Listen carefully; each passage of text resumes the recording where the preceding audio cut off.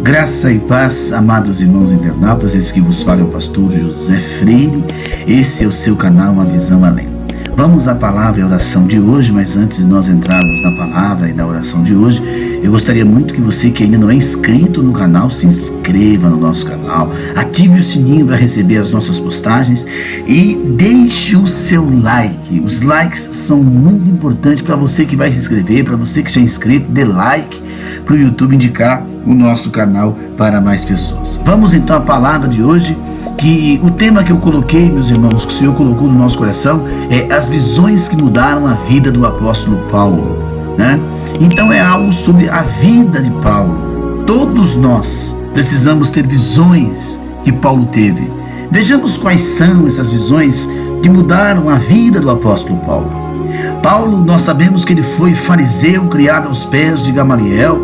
Paulo foi um dos perseguidores ferrenhos da igreja. Paulo esteve no consentimento do apedrejamento do nosso irmão Estevão, dos primeiros mártires da igreja, da igreja daquela época, a igreja pioneira. Então, depois, claro, Paulo teve um encontro com Jesus que o converteu ao cristianismo, e de perseguidor ele passou a ser perseguido. E sua vida foi marcada por encontros assim tremendos que marcaram a sua vida. Primeiro, a visão de Cristo, do Cristo vivo, né? Quando Cristo chama Paulo para a salvação, no verso 14: porque me persegues, dura coisa é recalcitar-lhes contra os aguilhões. Então, a visão de Cristo foi a primeira grande visão que impactou a vida do apóstolo Paulo. Outra coisa importante, porque ele foi chamado para uma posição. Ele era perseguidor e agora ele seria o defensor da fé cristã e seria perseguido. Ele foi chamado a uma grande posição pelo Senhor. Lá no verso 16: agora levanta-te, põe-te em pé. Era a ordem de Cristo para o apóstolo Paulo. Então a primeira visão foi aquela visão que ele se encontrou com Cristo, onde ele viu aquela luz. Ele caiu do cavalo e uma voz dizia: Saulo, Saulo, por que me persegues? Ele disse: quem é? Quem sois? E a resposta foi clara, taxativa, contundente: eu sou Jesus Cristo, a quem tu persegues. A segunda grande visão na vida do apóstolo Paulo, registrada em Atos, capítulo 16, verso 9, né? Nós estamos falando do livro de Atos. Paulo teve de noite uma visão que se apresentou um homem da Macedônia que lhe rogava: passe a Macedônia e ajuda-nos. Atos capítulo 16, verso 9. Ali é outra grande visão que o apóstolo Paulo tem, porque nesta visão eram as almas clamando, suplicando pela palavra que Paulo traria à sua boca, a palavra renovada, a palavra revelada, a palavra de salvação, palavra de boas novas. E aí Paulo é incumbido em fazer missões, tanto que ele vai empreender 3 viagens missionárias registradas na Bíblia Sagrada, no livro de Coríntios: primeira viagem missionária de Paulo, segunda viagem missionária de Paulo e terceira viagem missionária de Paulo. Ele passa a ser um missionário, ele que tem visão de almas, ele tem sede de almas, de ver Jesus libertar as pessoas cativas e oprimidas. Então ele teve uma visão de um homem que rogava: passa a Macedônia e ajuda-nos. A terceira visão que eu quero relatar para os nossos irmãos no dia de hoje é a visão da necessidade de pregar o evangelho. Em Atos, no capítulo 18, no verso 9, disse o Senhor em visão a Paulo: não temas, mas fala, não te cales. Em 1 Coríntios, capítulo 9, verso 16, quando anuncio o evangelho, não tenho do que me envergonhar, pois me é imposta esta obrigação, e ai de mim se não anunciar o evangelho. Então a visão, né? Esta é uma visão, uma das mais importantes visões que um homem de Deus pode ter, que um missionário de Deus pode ter, né? A visão da necessidade de se pregar o evangelho. Porque disse o Senhor em visão a Paulo: não temas, mas fala, não te cales, fala. Isso em Atos capítulo 18, verso 19. Em 1 Coríntios 9, 16, ele diz assim, quando anuncio o evangelho, não tenho do que me gloriar, pois me é imposta esta obrigação, e ai de mim se eu não anunciar o Evangelho. Então ele sente a cobrança, né, que vem dos céus, e ele diz, e ai de mim, quer dizer, eu vou prestar contas se eu não fizer tal coisa. Então, querido irmão e irmã, nos é imposta, como foi imposto a Paulo, a pregação do Evangelho, mas um Evangelho, não este Evangelho misturado, não este Evangelho que te prega riquezas terrenas, não este Evangelho que só prega prosperidade, dinheiro, carro, fama, né? Deus vai te exaltar, vai te tirar do anonimato. Deus não vai dar fama para ninguém, porque a glória e o louvor é para o Todo-Poderoso. Veja o que diz 1 Coríntios 9,16, Paulo falando: quando anuncio o Evangelho, eu não tenho do que me gloriar, pois me é imposta essa obrigação. Não é glória para homens. Este Evangelho do louvor, da luxúria, da fama, isso não é Evangelho. Evangelho é anunciar Jesus Cristo Salvador, Jesus Cristo Senhor, falar que Ele veio a este mundo, se entregou à cruz do Calvário para nos comprar com o seu sangue precioso vertido lá no alto do Gólgota. Então, queridos, a visão da necessidade de pregar o Evangelho puro. Quantos tem canais aqui como nós na internet, mas não para pregar, é para mostrar as falhas, mostrar os erros, mostrar o pecado, mostrar as distrações. Evangelho, a função de um cristão é pregar o Evangelho, é anunciar as boas novas, é falar do amor de Cristo, é falar das grandezas do Senhor, é anunciar a salvação. Nós não podemos estarmos aqui na internet atacando, falando de escândalos, propagando escândalos, fazendo marketing do escândalo que envergonha e atrapalha o Evangelho de Cristo. Pregue Cristo. Jesus mesmo disse: virão os escândalos, surgirão os falsos mestres, os falsos pastores, os falsos profetas, mas é lícito que isso aconteça. Então, meus irmãos, não olhe para isso. A última visão que eu quero falar é uma das visões mais tremendas que um homem pode ter. É uma visão que todos nós sonhamos um dia tê-la, a visão do paraíso. 2 Coríntios capítulo 12, verso 4. Foi arrebatado ao paraíso. Paulo fala: eu conheço um homem, eu não sei se no corpo, eu não sei se fora do corpo, mas esse homem há 14 anos passados foi arrebatado ao terceiro céu. E o que ele viu são coisas inefáveis, indescritíveis. Vamos dizer, não há palavras para descrever a grandeza, a beleza, a majestade do lugar que Paulo viu. Aí Paulo fala assim, ele viu a superioridade do céu. Em 1 Coríntios capítulo 2, verso 9. As coisas que o olho não viu e o ouvido não ouviu, né? As coisas que o olho não viu e o ouvido não ouviu, não subiram ao coração do homem. São as que Deus preparou para os que o amam. O que Paulo está falando? São coisas que jamais sua mente humana pensou, maquinou, de glória, de majestade. Toda a beleza que você enxerga nesse país, no mundo, da natureza, os oceanos, rios, florestas, montanhas, não dá para se comparar com aquilo que o Senhor tem preparado.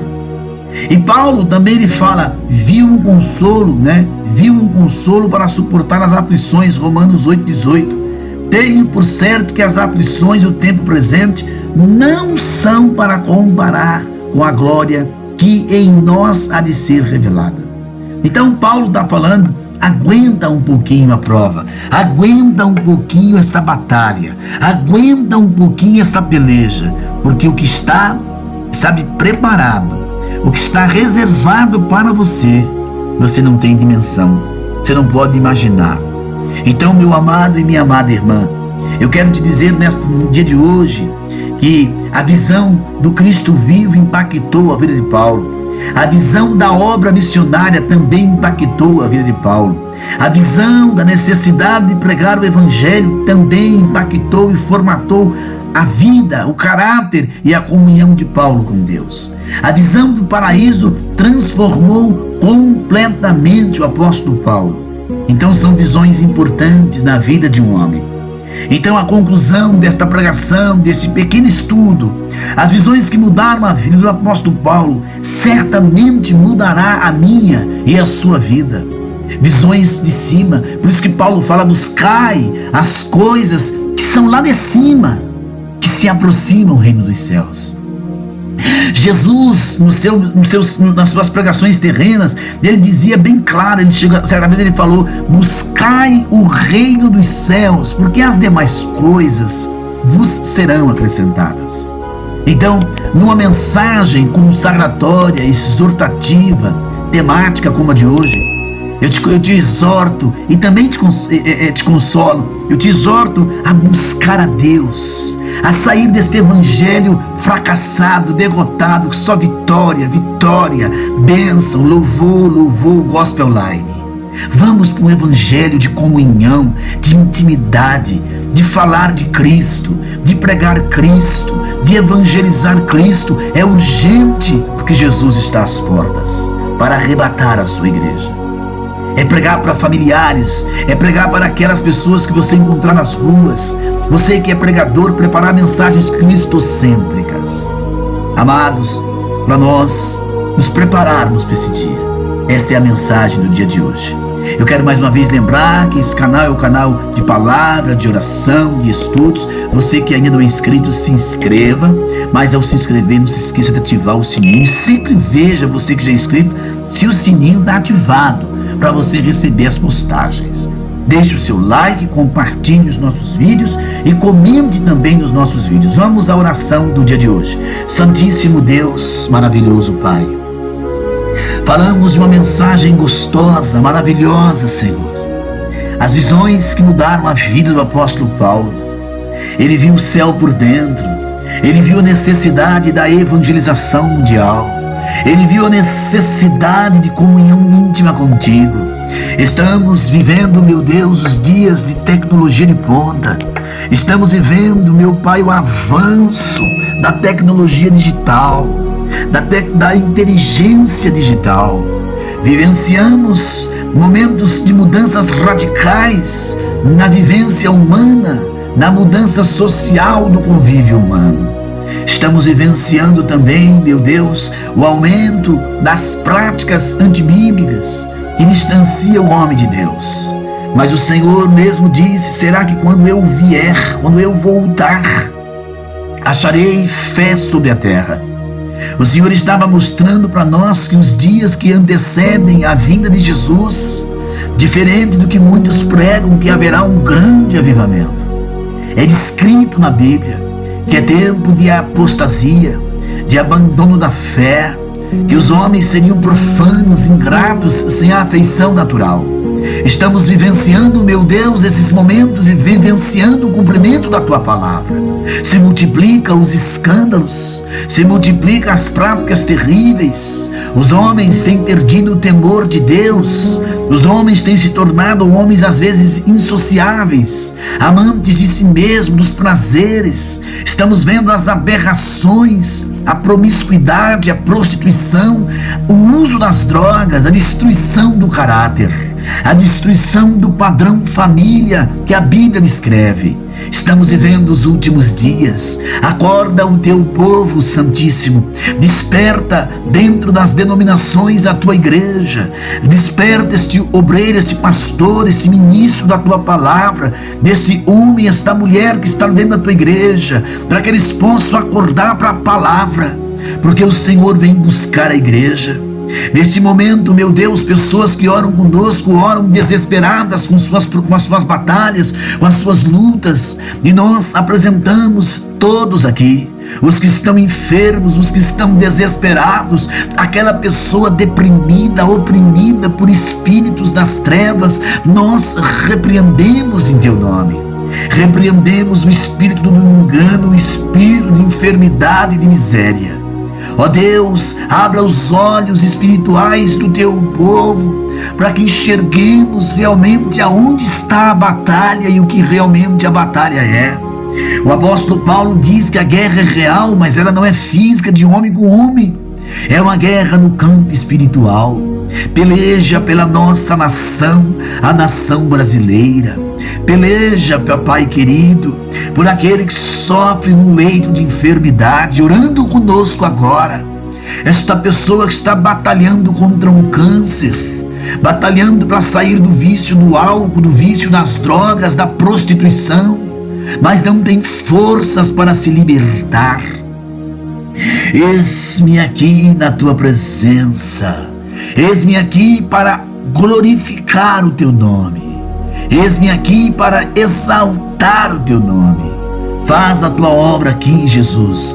Faz o teu querer aqui, Jesus. Faz a sua grandiosidade acontecer nas nossas vidas, nos despertando, nos acordando na sonolência. Levanta o caído, alegra o triste, Jesus querido. Nós te pedimos, eu te apresento a obra missionária na África, na Ásia, no Oriente Médio, principalmente a Janela 1040. Te apresento a obra missionária da Europa, nas Américas, meu Deus, a nação de Israel, o bichinho de Jacó. Não, ó Deus, queremos ver maravilhas e não terríveis batalhas. Coloca as tuas mãos na Ucrânia, em Donbass, na Rússia, nos líderes europeus, no líder americano, Senhor, para que não haja guerra, porque na guerra morrem crianças, velhos, homens, mulheres. Oh Jesus de poder, peleja, não há segurança nesta terra, não há para onde correr, o alvo é para cima, o destino é para cima, é Cristo Jesus. Acorda o teu povo, desperta os que dormem, levanta os caídos, enxuga as lágrimas dos que choram, alegra os que estão tristes, peleja por esta mãe, por este pai, por este filho, por este desempregado, por este enfermo, liberta os que estão acorrentados espiritualmente, acorrentados no sentido da vida espiritual, em nome de Jesus Cristo.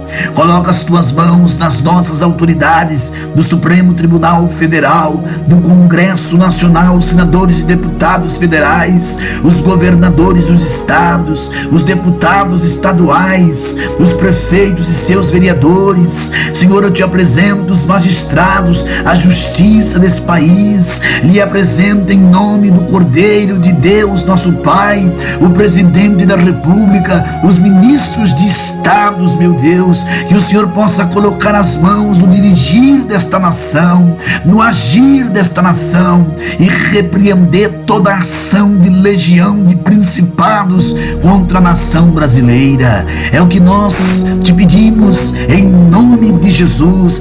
Receba a nossa oração, entre dentro desta casa, deste lar, na vida desta mulher, na vida deste homem, para trazer a paz, a alegria, a porta aberta, trazer um renovo, Senhor. Apresenta as crianças, os jovens, os adolescentes e a família, o casal, homem, mulher e seus filhos, nós apresentamos em nome de Jesus. Todos os irmãos casados e casadas, aqueles que estão passando por lutas, Senhor, abençoe grandiosamente em nome de Jesus Cristo. É o que nós te pedimos.